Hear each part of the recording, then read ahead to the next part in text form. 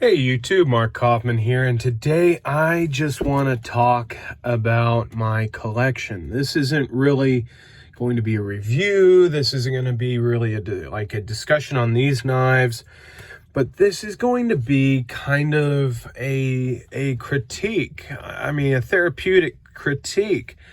I have gone through quite a few changes in my knife collection.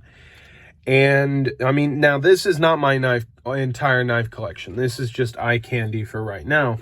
But I was at work and I was just thinking to myself,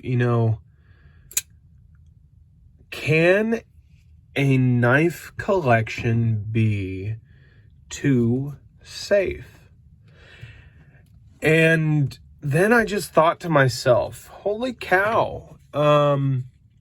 Whoop, I completely failed that, but then again, I'm not left-handed, so woo. There we go. So I was just thinking about this, like, can a knife collection be too safe? And what do I mean by that? Let's unpack that thought real quick. Too safe.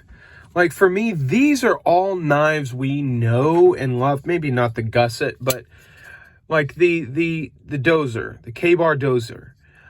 This is a safe knife. This is going to be reliable. It's going to be very lightweight, cost effective. It's safe. If people know it, people know the quality of it. It's a safe knife. The Kershaw, man, I almost called it the Backlash, the Kershaw Blur. This is a safe knife. Everybody is aware of not everybody is aware, but a lot of people have been like, yeah, I've handled the Blur. It's not a bad knife. That's a good choice. And like the Kershaw, not the Kershaw, the Benchmade Super Freak. This is a great knife. It is a safe knife. It's going to be reliable. It's going to do the job right. You can beat on this thing all you want. It can go through bricks. It can go through drywall. It can go through a bunch of stuff. And I was just thinking about my collection. I just thought, oh man, holy cow. Like seriously, is my collection too safe? I mean, let me get a few other things over here, just so you guys can see what else I'm working with. Collection wise. But I mean, here's my Benchmade 940, and then a Buck 110. I mean, all are reliable, great choices in a knife collection. But can a collection be too safe? And I think it can be. I have been looking at my collection and I've just thought to myself, holy cow, I've got, everybody's reviewed one or two of these knives and, everybody knows about this. What content can I create? What can I do with these knives that I have? Based upon, these are all well known. Why would somebody watch me review them? They're already well known. So I'm just thinking to myself, if my collection is too safe, I need an oddball knife. I need one of those knives that are just like, holy cow, that's very different. But it's not going to be a knife that is per se like, Damasteel, Damasteel and Timascus. It's not going to be that wild looking tie-dye colored knife. It's not going to be that kind of knife. It's going to be a knife that's different. Now, I do kind of have a different knife, and that is the Malia by CJRB. Swags designed this one, and this is my different knife. This is unique. It's got a few different operations when you open it. You can middle finger flick it, you can front flip it, or you can thumb open it. It's got a few options. It's different. Maybe I need one more of these, maybe something a little different, something just, I don't know. I was thinking about this idea, and can our collections become too safe? You know, sometimes we need to push ourselves out of these, safe collections and maybe jump into something that's different. Now, one thing I have been thinking about for quite a while is to sell maybe a few more of these and to have a collection, since I've already done it before, have a collection that's around 5 knives. Now, I had 5 knives, and I'm going to close up a few of these because I don't want to have a bunch of blades open on my table. I had a collection of 5 knives very early on in my knife collecting days. I had a, oh man, I can't even remember the Benchmade model. Holy cow. But it was a spring-assisted Benchmade with a frame lock, and it was a titanium frame lock. And it had cutouts on it with dots on the handle, with somewhat of a recurve blade. And I had that. I had the ZT that was a Rick Hinderer at like 0560, I think it was, or I can't remember, but it was a discontinued model that had a titanium frame lock side and then a black G10 side.